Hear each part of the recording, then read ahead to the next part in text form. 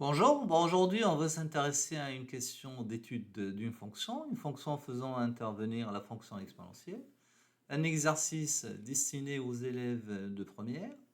Donc on considère la fonction f définie par 2 sur 1 moins l'exponentielle x, et on note c indice f, sa courbe représentative dans un repère. Première question, déterminer le domaine de la fonction f. Donc x dans le domaine de définition f, x dans le domaine de la fonction f équivaut à... Donc là, on a un numérateur qui est égal à 2, donc bien défini. Le dénominateur qui est égal à 1 moins l'exponentielle x. Mais 1 moins l'exponentielle x, il risque d'être nul. Et une fraction ne peut être définie que si le dénominateur est différent de 0. Donc c'est équivalent à ceci, ce qui revient à ce que exponentielle x différent de 1, et donc x différent de 0, parce que l'unique valeur pour laquelle l'exponentielle x prend la valeur 1, c'est x égale à 0. Donc finalement, le domaine de définition de la fonction f, c'est r privé de 0, ou bien ce qu'on note généralement, r étoile. Ça, c'est pour la première question. Pour la deuxième question, établir le tableau de variation de la fonction f. Donc là, on est amené à chercher le signe de la dérivée. Donc f' de x, c'est égal à 2 sur 1 moins l'exponentielle x, qu'on va dériver. Donc là, si on pose u de x égale à 2, on a la dérivée de u, c'est 0, parce que u est constante. Si on prend v de x égale à 1 moins exponentielle x, donc là, la dérivée de 1, c'est 0, et donc moins exponentielle x, c'est moins exponentielle x. Et donc finalement, votre f' de x, alors on rappelle un peu la dérivée d'un rapport, c'est égal à u' de x fois v de x moins u de x, v' de x, le tout sur v carré de x.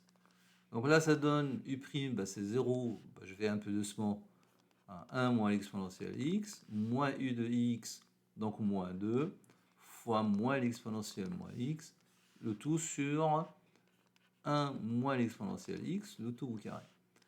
Alors, ça donne 2 fois exponentielle x sur 1 moins l'exponentielle x au carré, ce qui est positif. Pourquoi? Parce que le numérateur, c'est 2 fois exponentielle x, il est positif. Et le numérateur, il est positif, strictement positif. Et le dénominateur, il est aussi strictement positif, vu que c'est un carré. C'est un carré d'un nombre réel non nul. Donc finalement, on a le tableau de variation suivant. N'oublions pas qu'on a une valeur interdite en 0. Voilà. Donc une valeur interdite en 0. Donc là, moins l'infini plus l'infini. X, là je mets f' de x, puis là je mets f de x. Et donc notre fonction est alors croissante sur chacun des intervalles, moins l'infini 0 et 0 plus l'infini.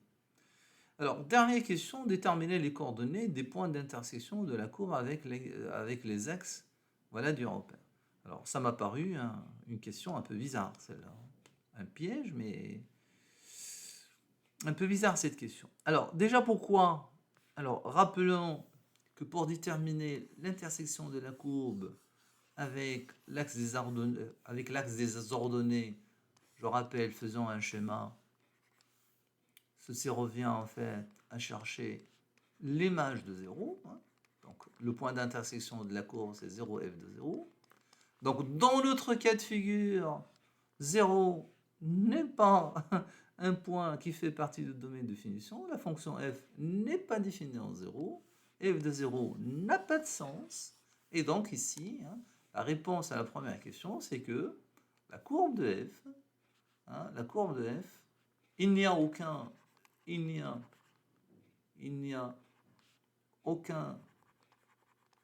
point d'intersection de la courbe de f avec l'axe des ordonnées, car 0 n'est pas dans le domaine de définition de la fonction f. Alors ça d'une part. Alors pour l'intersection de la courbe avec l'axe des abscisses, alors là encore c'est un peu bizarre parce que notre fonction, Voilà. Pour déterminer l'intersection avec l'axe des abscisses, ben, il faut en fait résoudre l'équation f de x égale à 0. Parce que là, on se retrouve avec un point dans l'image par la fonction f égale à 0. Or, cette fonction-là ne s'annule jamais, hein, parce que f de x égale à 0, c'est juste impossible. Hein, c'est juste impossible, puisque ça se présente comme étant une fraction dans le numérateur, et égale à 2, il est différent de 0. Donc là encore, l'équation f de x égale à 0 n'admet aucune solution, et donc il n'y a aucun point d'intersection de la courbe de f avec l'axe des abscisses. L'équation f de x égale à 0 n'admet pas de solution. N'admet pas de solution. Voilà. Donc, la courbe de f ne présente aucun point d'intersection